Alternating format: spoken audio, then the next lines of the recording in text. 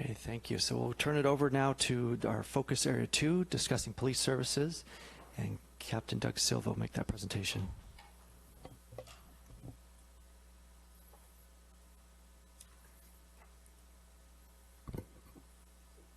All right, good morning, Honorable Mayor Bryant, council members, staff, and community members on the Zoom.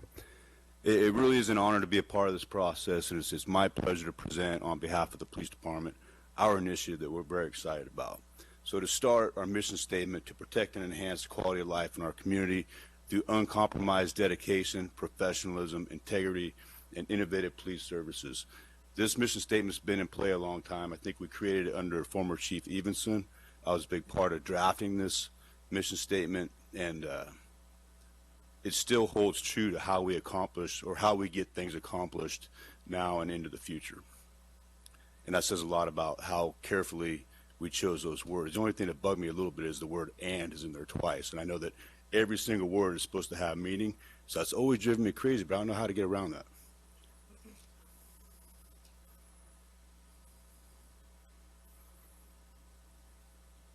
I'm not clicking. All right, thank you.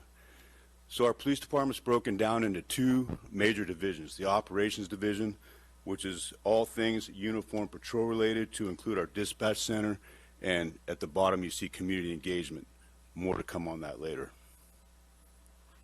Next slide, please. Oh, sorry.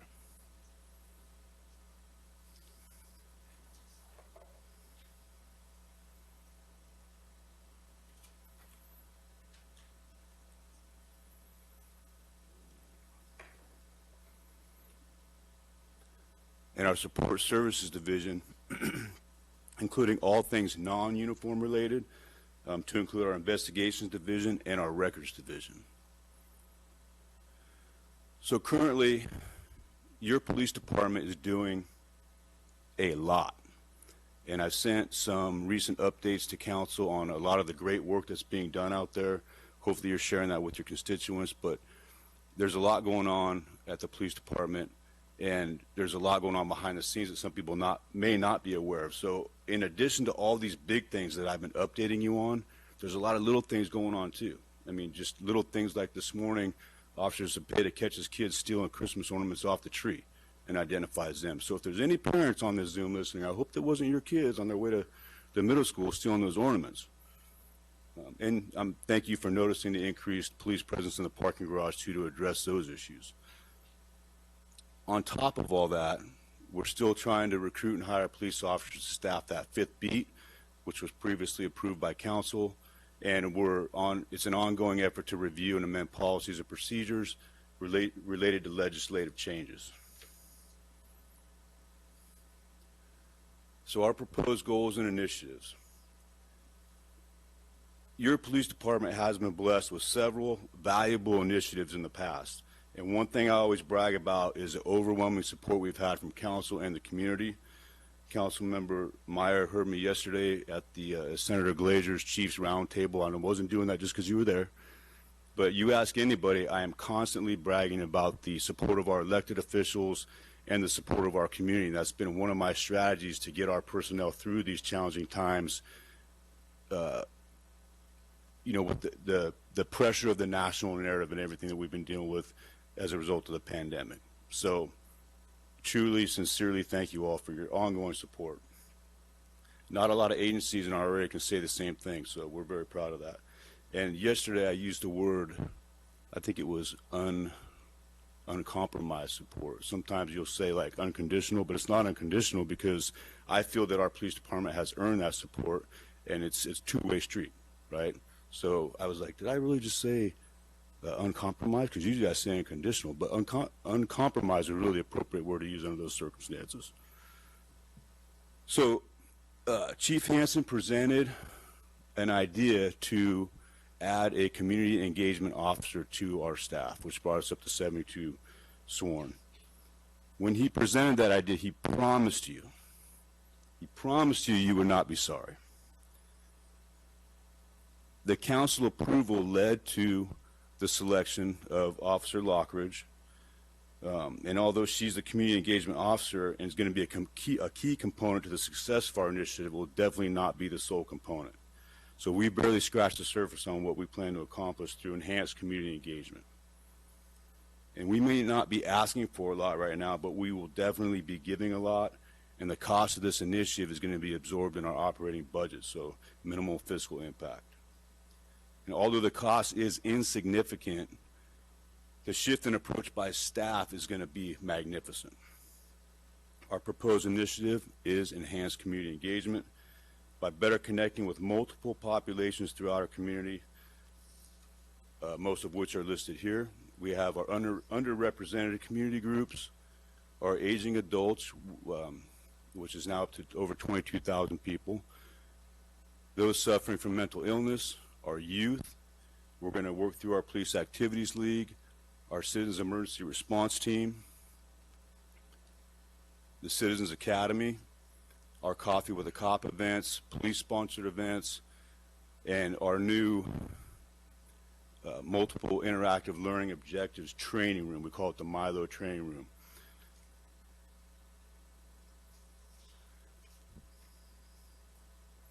So the Milo Training Room is basically a high-tech experience in realistic scenarios, but in a sterile environment.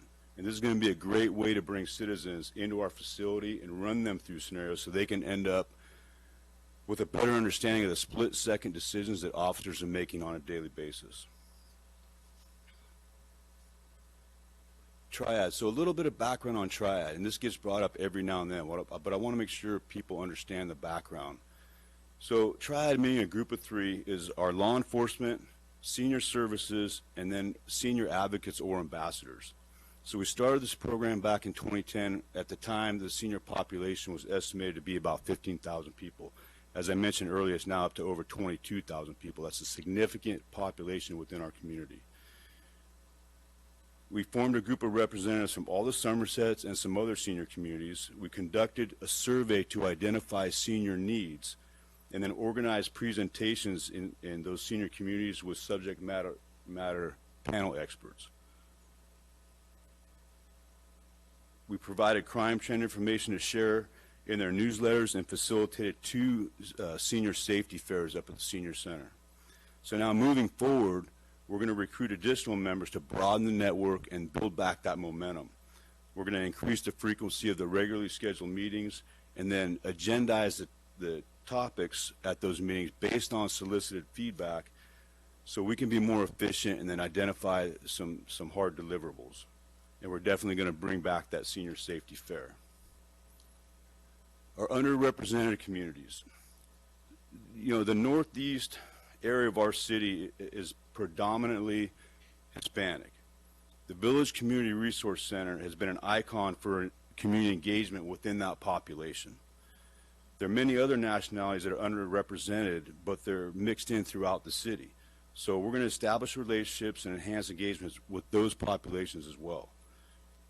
And so this is going to be a multi-pronged approach to diversify our efforts. And instead of sending one social media post that goes out, and whoever happens to follow us might pick up that post or get to see it, but we don't really know how or if the message was received as intended. So we're going to be delivering and bringing the message to the underrepresented populations in our city. And being accountable means no opportunities missed to build relationships in these areas that have been neglected. So our neighborhood watch meetings, they're usually in we plan to have the beat officers assigned to those meetings as opposed to just the community engagement officer hosting those meetings. We plan to have regularly assigned officers at those meetings and then hold the block captain meetings at the police department. Our National Night Out events are typically in the same locations each year. We really want to broaden that network.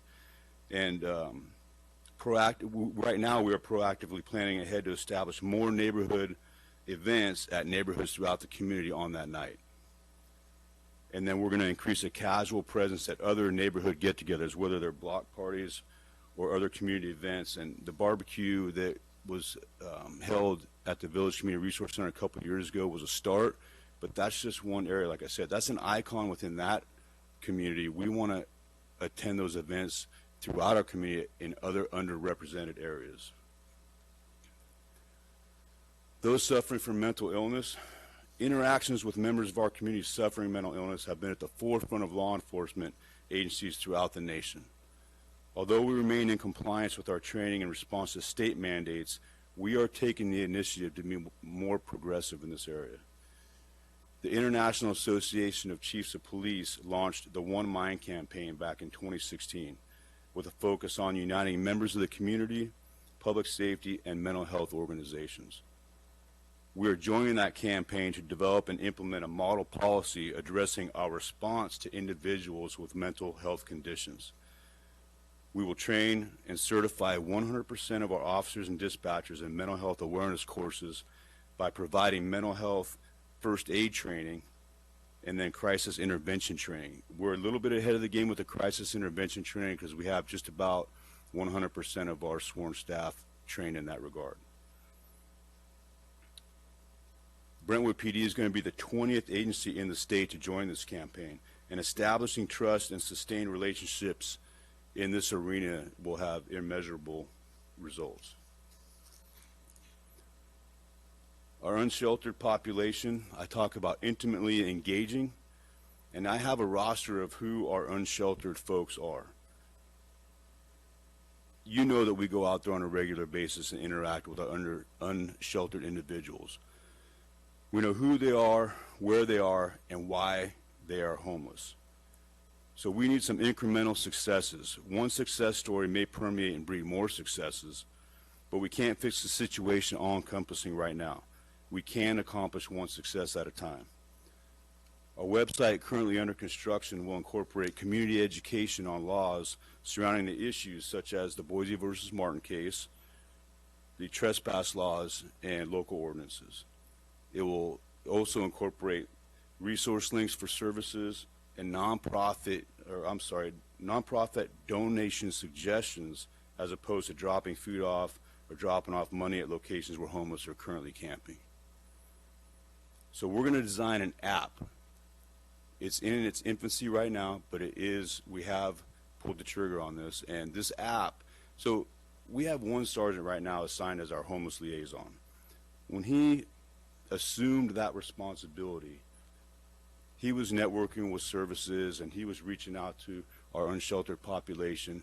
That has morphed into a responsibility and a workload that nobody could have anticipated.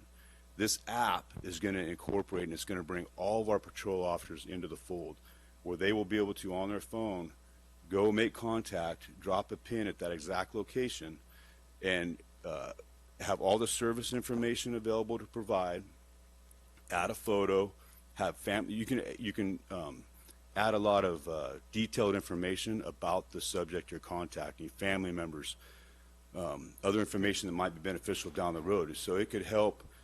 We're familiar with the county point in time count, which I think we were all surprised to see what that was. This is a more accurate reflection of exactly who is living on the streets within our community. There's already, I believe it's Orange County that has created that app. And like you said, it is really making a difference because then they know who's coming in, who's leaving, where they're from, like family members in town, what their history is, and what services have been offered to them. And it might, I mean, if there's a way for us to look at that app to see if it is already something that we could use here. That's where we got the idea. Okay. So we're just tailoring it specific to Brentwood.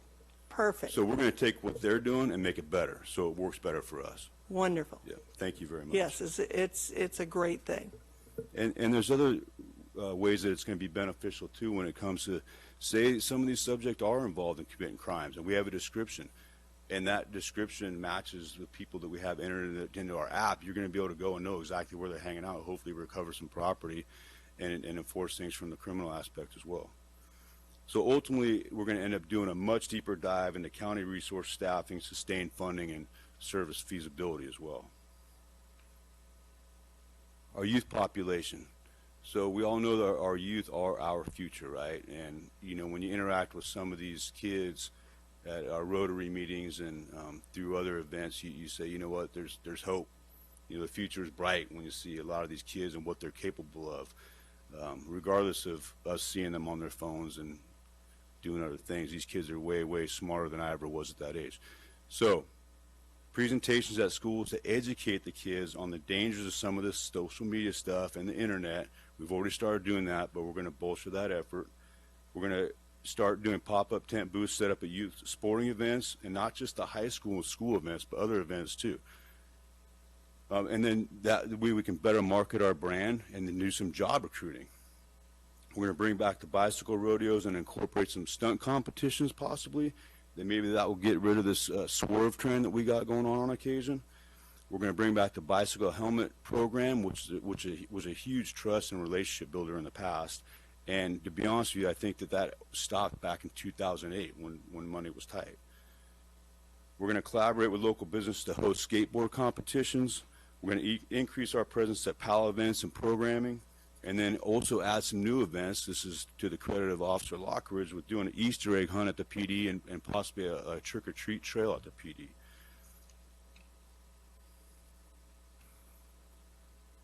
So, as we mentioned near the start of the presentation, we promised the addition of our community engagement officer was going to pay dividends. Fortunately for us, I believe we made a great first selection with Officer Lockridge, and she was able to hit the ground running. But I remind you, this position is definitely not the end-all, be-all to community engagement. We're going to create a culture, or create a change in department culture requiring participation from personnel across all divisions in order for this initiative to be successful. The impacts will ultimately be far-reaching, far beyond those who attend the events, far beyond those present at presentations, and far beyond those we encounter specifically as a result of our efforts. The impacts will permeate throughout the community and touch the lives of people that we may never have the pleasure of meeting. With that, I'll be happy to answer any questions from council. Yeah, Chief. Quick question. Where is currently PAL located in regards to location, I guess, where you We guys don't have a operate? facility right now. There's no facility? No. Isn't there a room actually at Edna Hill? But There it's is, being but- utilized by a child with disability during COVID? Right, that was our previous location, but we lost it because they needed it, like you said, Yeah. during the pandemic. And I have a very naive question. Your seniors, what age group is your seniors? Like what age does it start that you qualify for your TRIAD? I believe it was between 55 and 65. Yeah, I think the last census, you're probably going to have way more than 22,000, I would think. Yeah, okay. And then I was happy to hear about the enhanced community engagement. I do hear from like the African Americans in town, like you guys pay a lot of attention to Latinos, but it feels like we get left off. So it's nice to hear that it's all areas of town, you know, regardless of ethnic background. So that was nice. Thank you. Absolutely. Can you talk a little about, sorry, I had a dry throat, so the One Mind program, and are you partnering with any care agencies or nonprofits, or how does that work? It'll be any mental health services that are willing to partner with us as part of this campaign. So that is in its infancy right now, but that's the plan, is to incorporate as many of those organizations that we can partner with. And we do currently work with the county with their mental health team that comes out when there is a crisis. But how often are they not available? So from what I understand, there's one team of two, typically during business hours. They are extremely busy. I don't have specific numbers on how many times we've called them and they were unable to respond.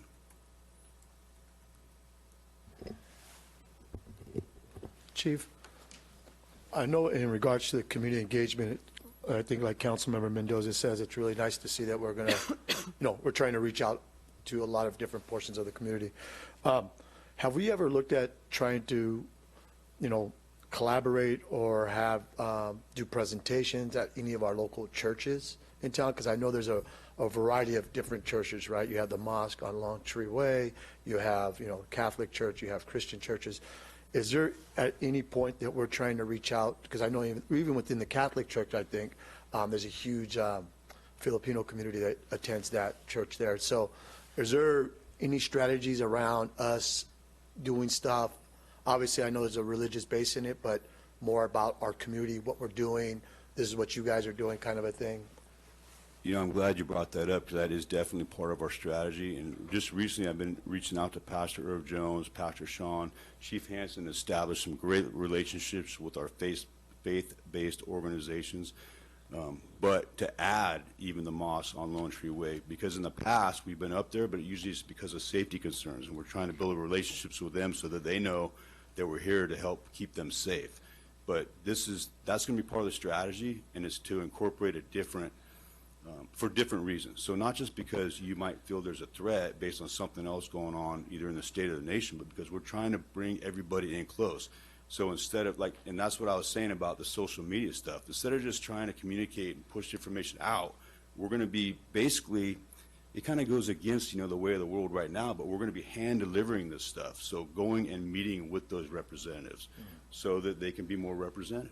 Yeah, I think that, you know, one of the things that other communities have done in the past is like hosting, right, faith-based meetings, right, with local city officials, cities, but also law enforcement, because, you know, obviously they're able to sit there, talk to you, get to know you, what is the vision and goals of not only the city, but that department itself, that hopefully creates a tighter relationship, right? Right.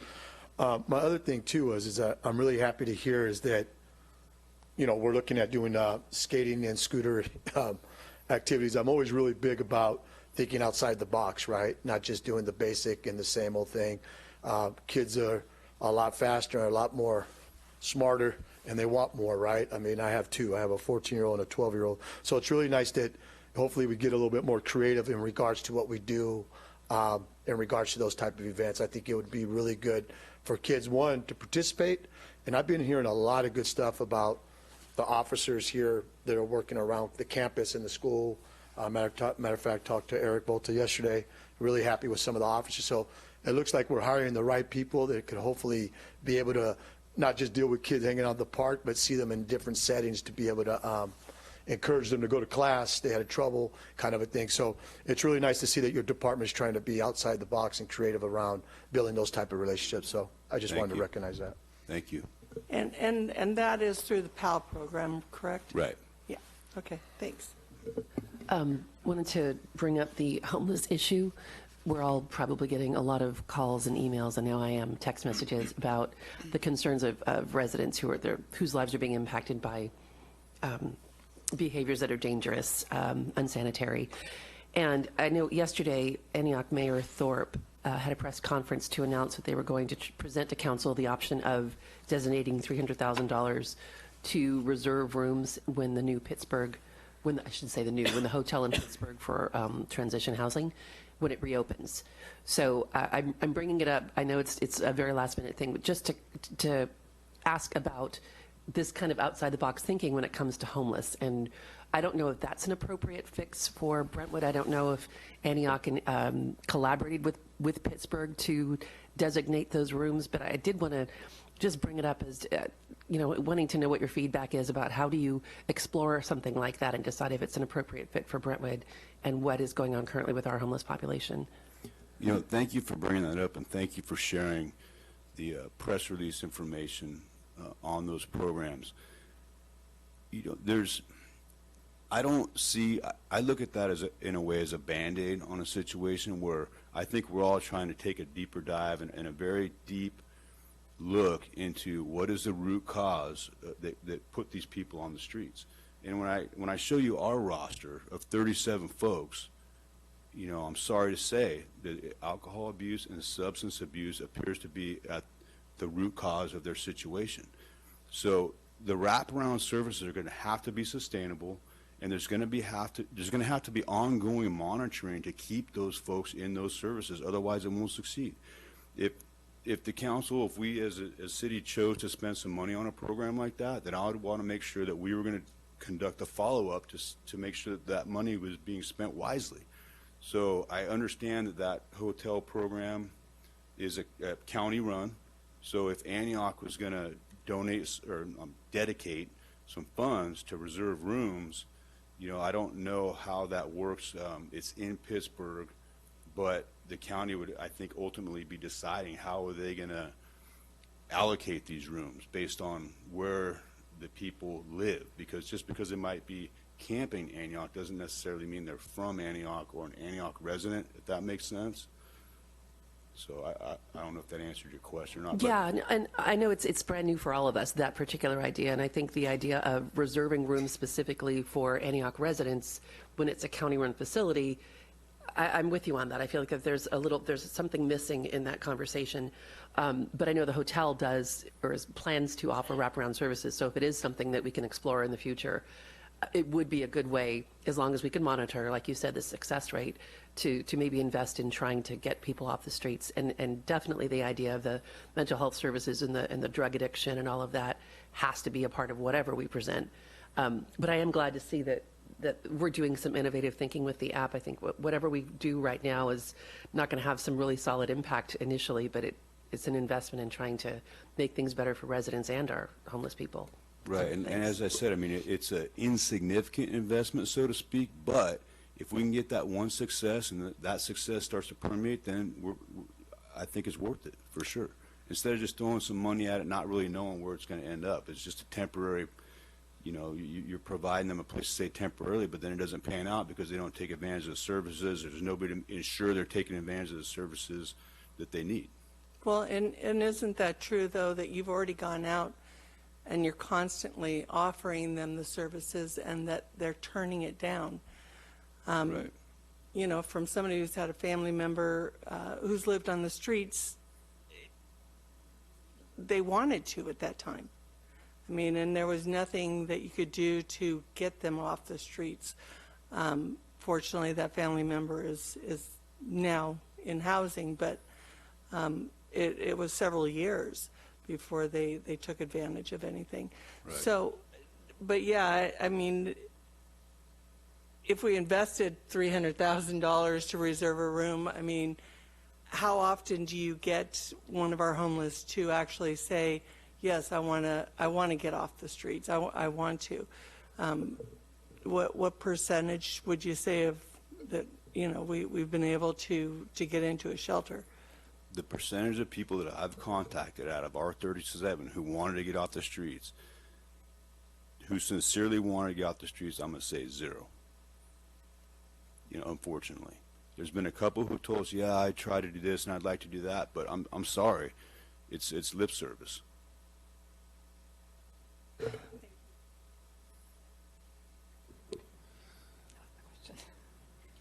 No, say that was my question, like how many, if anyone was on the cusp that you thought. That was my question, is do you think anyone's on the cusp? Because if we're here talking about strategy, if you thought there was someone on the cusp, then let's put money aside for it. But if you don't, then, then what do we do to get them to that point? Would be the first conversation before even talking about housing kind of thing. And to be clear, I was not suggesting that we invest $300,000. I know, I'm just saying, I think it's more like I brought it up because there are a lot of cities doing some innovative things. Yeah. They've got a larger homeless population than we do, and they did this as a result of a homeless person who was recently killed because they crossed a railroad track trying to get to public restrooms. So it's a different conversation city by city. My main thing is, and I completely agree with Captain Silva, if we can't address the root cause, the addictions, the mental illness, there's no point in finding anybody housing. Yeah. It's not going to stick. So it's more like just to kind of keep the conversation going and understand that if there was some kind of programming that we could invest in, if it were something that were proven to actually have an end result that is positive, then I would think we should connect with that. That's all. And in the Tiny app, homes. so to kind of respond a little bit to what Council Member Mendoza brought up about, is there anybody on the cusp? Our interactions, they're somewhat limited when we've gone out and paid visits. So this app, I think, is going to help us really make a better determination whether or not somebody's on the cusp. And if we could identify somebody who is on the cusp, and that's when we want to grab and follow up and try to get them into a program like that. I'm sorry, I had to jump in here. So during the pandemic, Governor Newsom released some funds for Project home key, and that was one of the projects in Pittsburgh. Our city manager, Tim Ogden, and I attended a meeting where I had asked that question because Councilmember Meyer, you and I have had some long discussions on this issue, and Councilmember Rary and all of you. And I asked on these wraparound services, what's the success? They had no numbers for us. They had nothing. So what do we do? Pay $52 a night to put somebody in there? Because I can go out there right now and ask our homeless, and half of them would say, yeah, I'll take a hotel for the night. And they'll go to a hotel, and they'll have fun, and they'll go over there. But I don't think our citizens want to pay for a free hotel at night just to pay for a free hotel at night. My feeling is, and I hope people don't think I'm not sensitive to our Unsheltered, because I am. Captain Silva and I go out on a regular basis and touch base with them, and we beg them, we plead with them, and we tell them, we will drive you to the county resources that our citizens already pay taxes for. And you show me any plan out there that is successful in dealing with our homeless on the street, and I'm all in, and I will bring it to you. But this is bigger, and this is a state issue. We need mental health, we need rehab help, and that's what we need. We don't need shelter. Shelter is a pronged approach to this, part of the prong approach. Okay, we're closing Susanville Prison up north. Let's turn that into a facility to deal with this. Get people out that are on the street that can't take care of themselves, that are going to victimize someone out there just simply because they are criminally ill or they're criminally insane. All through the state of California, we have people out on the street that need to be in treatment, that need 24-hour care, and we don't have it. And what we're doing to our homeless on the streets of California should be a sin and should be a breaking the law, because we are not doing it for them, and shelter is not the answer. We've been trying to deal with this problem over 10 years, dealing it as a shelter issue, and you tell me how that's working out for our communities. Well, and it's gotten worse since Agnew. I mean, it's been a long time, but when Agnew Mental State Hospital was in 1980, I believe. Yeah, yes. That put out a whole lot of them. In fact, I think they're getting ready to tear down one of the last buildings of Agnew State Hospital. But yeah, I mean, I was just looking at the $52 times 365, so that's almost $20,000 a year to house one person. At the $52 rate. But what about the county? And they just took Measure X money, and a lot of that was put into mental health services. How will that help us here in East County, in Brentwood? I haven't seen what that looks like. We'd have to see how they're going to allocate those funds. Is that going to increase their staffing and their availability to respond? Is it going to increase the is it not going to be just Monday through Friday, 8 to 4, or we're going to have them available on the weekends and nights? So once we kind of see what that looks like, we'll know better how it's going to help us. Okay. Just wanted to thank you for the presentation and for being receptive to me throwing this at you last minute. But Chief Hansen and Captain Silva, I hope residents understand that the responses that you're currently offering through the department are as caring as they possibly can be and as thorough as they can. I know that there have been struggles about some of the resources not being available when they are needed. So it's so much broader than obviously what we're dealing with in Brentwood. But I really bring this up because I want residents to fully understand how committed council is and how committed city staff and the police department are to doing something about this in a way that has long-term positive impact and actually is going to work for residents and our homeless. So it's more like I'm trying to bring attention to the work that is being done than challenging for what isn't being done. Oh, absolutely. So thank you for that. Thank you. Thank you, everyone. Thank you, Captain.